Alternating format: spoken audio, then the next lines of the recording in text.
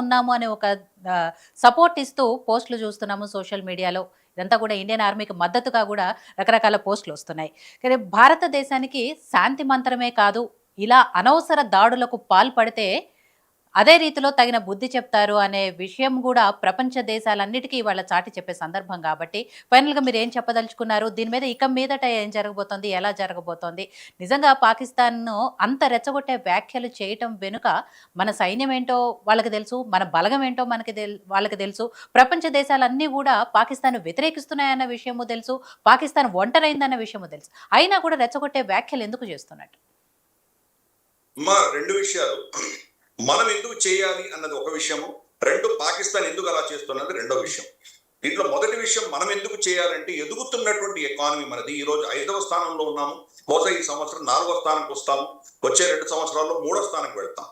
ఇంత పెద్ద ఆర్థిక దేశం అయిన పవర్ హౌస్ లాంటి దేశము మనకు భద్రత లేకుంటే, మన దేశంలో రక్షణ లేకుండా ఉంటే ఇక్కడ పెట్టుబడులు రావు, మన ఎకానమీ పెరగదు. కాబట్టి దాని దృష్ట్యా మనం ఒక బలమైన పటిష్టమైనటువంటి సెక్యూరిటీ దేశంగా మనం ఎదగకపోతే, మనల్ని మన ఇంట్రెస్ట్ ని మనం రక్షించుకోకపోతే మన ఎకానమీ పెరగడం అనేది జరగదు. కాబట్టి మన ఇంట్రెస్ట్ కోసం మనం ఒక శక్తివంతమైన దేశంగా మనం ఎదగక తప్పదు. అందుకనే మనం ఈ రోజు నేవీని, గతంలో మనం ఏంటంటే మన సరిహద్దుని డిఫెండ్ చేసుకుంటే చాలు అన్నటువంటి అభిప్రాయం గత ప్రభుత్వాలకు ఉండేది. ఇప్పుడు అలా కాదు. మనం వెళ్ళి అక్కడ హౌతీ యెమెన్లో ఉన్నటువంటి హౌతీలను కానీ, లేదా మనకు సొమాలియా పైరట్స్ కానీ అక్కడికి వెళ్ళి ఆపరేషన్స్ చేస్తున్నాం. అలాగే మనం ఇక్కడ సౌత్ చైనా సీలోకి వెళ్ళి అక్కడ ఫిలిప్పైన్స్, ఆసియాన్ దేశాలతో మనం యుద్ధ విన్యాసాలు చేస్తున్నాం మనం. కాబట్టి బ్లూ వాటర్ నేవీగా మనం తయారవుతున్నాం. అలాగే మనం ఈ ఇండియన్ ఓషన్ రీజియన్ లో నెట్ సెక్యూరిటీ ప్రొవైడర్ గా ఎదుగుతున్నాం మనం.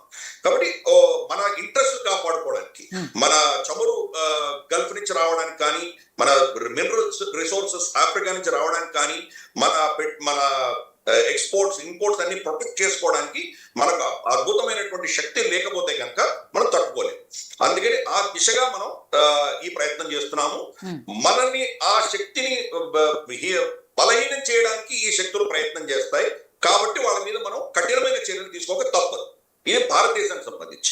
పాకిస్తాన్ కి సంబంధించి మీరు అన్న స్టేట్మెంట్స్ ఏవైతే ఉన్నాయో అవన్నీ సత్యం, వాళ్ళకు కూడా తెలుసు. మింగ మెతుకులు లేవు కానీ మీసానికి సంపాదన లేవు అంటే పాకిస్తాన్. అయినా వాడు ఎందుకు చేస్తున్నారంటే దానికి 2 కారణాలు ఉన్నాయి. ఒకటి, పాకిస్తాన్ అన్న దేశం ఎప్పుడూ లేదు. పాకిస్తాన్ అనేది ఒక భావజాలం మాత్రమే. ఆ మొత్తం అఖండ భారతంలో ఒక భూభాగమే, ఒక ప్రాంతమే అది. గతంలో వాడు ముస్లిం పేరు చెప్పి వాళ్ళు ముస్లింలుగా టేకేదారులు చెప్పుకొని వాళ్ళు ఒక దేశాన్ని తయారు చేసుకున్నారు వాళ్ళు. కానీ అది 1971లో ఎప్పుడో ఫెయిల్ అయింది. బంగ్లాదేశ్ విడిపోయింది. ఈరోజు కూడా పదుచీలు వాళ్ళతో ఉండడానికి సిద్ధపడట్లేదు. పష్తూన్లు విడిపోవాలనుకుంటున్నారు. సింధులో మొదలైంది. కాబట్టి వాళ్ళ కాన్సెప్ట్ ఆఫ్ 2 నేషన్ థియరీ ఎప్పుడో ఫెయిల్ అయింది. కానీ వాళ్ళలో ఉన్నటువంటి భావజాలం ఏంటంటే మేము భారతీయులం కాదు, మేము హిందువులం కాదు. అదొకటే వాళ్ళ ఐడెంటిటీ. మీరెవరు అంటే వాళ్ళకి తెలియదు. మేము అరబులమా, లేదు పర్షియన్సా, మేము టర్కీలమా అన్నది వాళ్ళకి తెలియదు. వాళ్ళ ఐడెంటిటీ ఏంటంటే మేము భారతీయులం కాదు, మేము హిందువులు కాదు. అదొకటే ఐడెంటిటీ వాళ్ళకి. ఏ దేశం కూడా నెగిటివ్ ఐడెంటిటీతో ఎక్కువ కాలం బతకలేదు. అటువంటి ఐడెంటిటీ ఉన్నటువంటి దేశము ఆ ఐడెంటిటీని కాపాడుకోవడం కోసం భారతదేశంతో యుద్ధం చేయాలి. వాళ్ళకు ఒక కాలు, ఒక చెయ్యి పోయినా, మనకు ఒక వేలు పోయిందంటే సంతోషిస్తారు వాళ్ళు. వాళ్ళకి ఇంత మనకంటే ఎక్కువ నష్టం వచ్చినా కానీ కూడా మనకు భారతదేశానికి ఏదో కొద్దిగా మనం దెబ్బ కొట్టామంటే సంతోషిస్తారు. ఆ భావజనంతో బతుకుతుంది ఆ దేశం. అదిగానే తీసేస్తే పాకిస్తాన్ అన్న దేశం ఉండదు. కాబట్టి అది ఒక విషయం. దాంట్లో రెండో విషయం ఏంటంటే కనుక పాకిస్తాన్ ని చైనా పావుగా వాడుకుంటుంది. భారతదేశం ఎదిగితే కనుక నష్టపోయేది చైనా. ఈ రోజు యాపిల్ కంప్లీట్ గా అక్కడి నుంచి వాళ్ళ ఫ్యాక్టరీలను కూడా భారతదేశానికి షిఫ్ట్ చేస్తుంది. అలాగే మిగతా టెస్లా కావచ్చు, మిగతా వాళ్ళందరూ కూడా భారతదేశం రావాలని ప్రయత్నం చేస్తున్నారు. కాబట్టి భారతదేశంలో మీరు వెళ్తే మీ ఇన్వెస్ట్మెంట్ సురక్షితంగా ఉండవు. అది యుద్ధంలో దిగింది, ఇది వీళ్ళకి అక్కడ రక్షణ లేదు అని ప్రొవైడ్ చేయడానికి కోసం 2-3 అంశాలు చేస్తారు. ఫస్ట్, ఇక్కడ మన దేశంలో ఉన్నటువంటి యూనియన్లు, కమ్యూనిస్ట్ యూనియన్లు వీళ్ళని పెట్టి ఇక్కడ ఏమంటారంటే రైట్స్ చేయడము, ఇక్కడ ధర్నాలు చేయడము, ఇటువంటివన్నీ చేయిస్తారు. 2, పాకిస్తాన్ వాడుకొని మన మీద ఇటువంటి చర్యలు చేస్తారు. దానివల్ల అడప దాడి జరిగితే కనుక భారతదేశానికి వెళ్ళకండి అని ఒక నేరేటివ్ క్రియేట్ చేసే ప్రయత్నం చైనా చేస్తుంది. మా దేశంలో చాలా సురక్షితంగా ఉంటారు మీరు, భారతదేశంకి వెళ్తే మీకు రక్షణ ఉండదు అని ఒక నేరేటివ్ క్రియేట్ చేయడానికి చైనా పాకిస్తాన్ వాడుకుంటుంది. అందుకని ఈ వాడుకున్నందుకు చైనా పాకిస్తాన్ కి పైసలు ఇస్తుంది. వాళ్లకు మింగడానికి మెతుకులు లేకపోయినా కానీ కూడా చైనా నుంచి ఇటువంటి చర్యలు చేసేందుకు పైసలు వస్తున్నాయి వాళ్ళకి. ఈ రోజు అసిన్ మునీర్ వాళ్ళ సైన్యాధ్యక్షుడికి జీతం కావాలంటే IMF నుంచో చైనా నుంచో అప్పు వస్తేనే కానీ అతనికి జీతం కూడా రాదు. ఆ పరిస్థితిలో ఈరోజు పాకిస్తాన్ ఉండదు. కాబట్టి ఈ రెండు అంశాలు, ఒకటి వాళ్ళ ఐడెంటిటీ, ప్రతి దేశానికి ఒక సైన్యం ఉంటుంది, కానీ పాకిస్తాన్ లో సైన్యానికి ఒక దేశం ఉంటుంది. కాబట్టి దాన్ని ఆ ఐడెంటిటీని కాపాడుకోవడానికి వాళ్ళు భారతదేశం మీద ఎప్పుడు కాలు ఊతూనే ఉండాలి. పాకిస్తాన్ అన్న దేశం ఉన్నంత వరకు ఇది జరుగుతూనే ఉంటుంది. రెండవది, చైనా యొక్క సామంతుడిగా వాళ్ళు వ్యవహరిస్తున్నాడు కాబట్టి చైనా వాళ్ళని వాడుకుంటుంది.